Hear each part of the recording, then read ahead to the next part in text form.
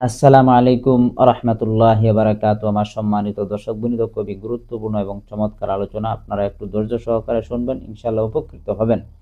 সুপ্রিয় দর্শক বৃন্দ, আমার আলোচনা শুরু করার পূর্বে আপনাদের নিকট রিকোয়েস্ট জানাচ্ছি, আপনারা লাইক, কমেন্ট, শেয়ার এবং সাবস্ক্রাইবের মাধ্যমে আমাকে সহযোগিতা করবেন। যদি আমার আলোচনা দ্বারা আপনারা উপকৃত হন, তাহলে আলোচনাটি শুরু করা যাক।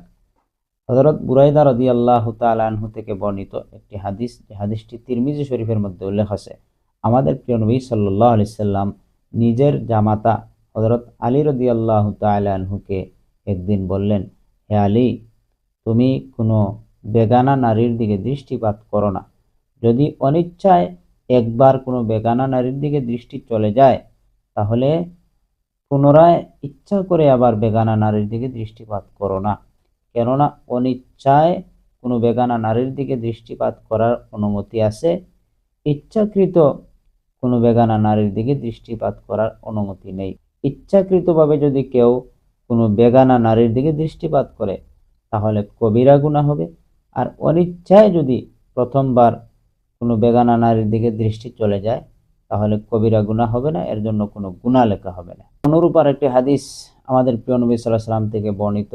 তিনি বলেন, যদি কেউ কোনো বেগানা নারীর দিকে দৃষ্টি দেওয়ার পর সাথে সাথে তার দৃষ্টি ফিরিয়ে নেয়, তাহলে আল্লাহ পাক রাব্বুল আলামিন তাকে এমন ইবাদতের সুযোগ দিবেন, যার স্বাদ সে দুনিয়াতেই পাবে।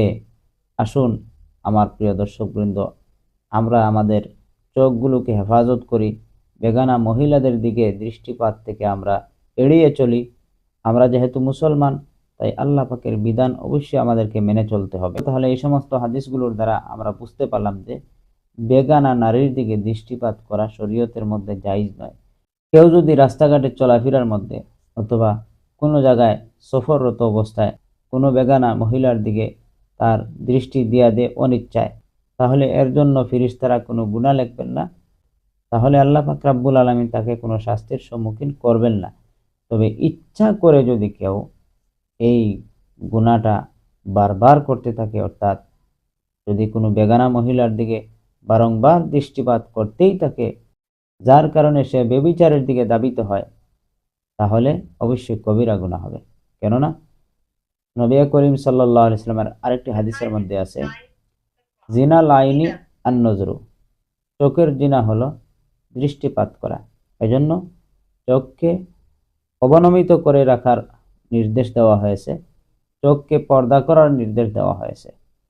চোখ দ্বারা যদি আমরা পর্দা করে ফেলি, তাহলে আমাদের দৃষ্টি কোনো বেগানা মহিলার দিকে যাবে না এবং আমরা কবিরা গুনার মতো এই গুনাহও করতে পারবো না।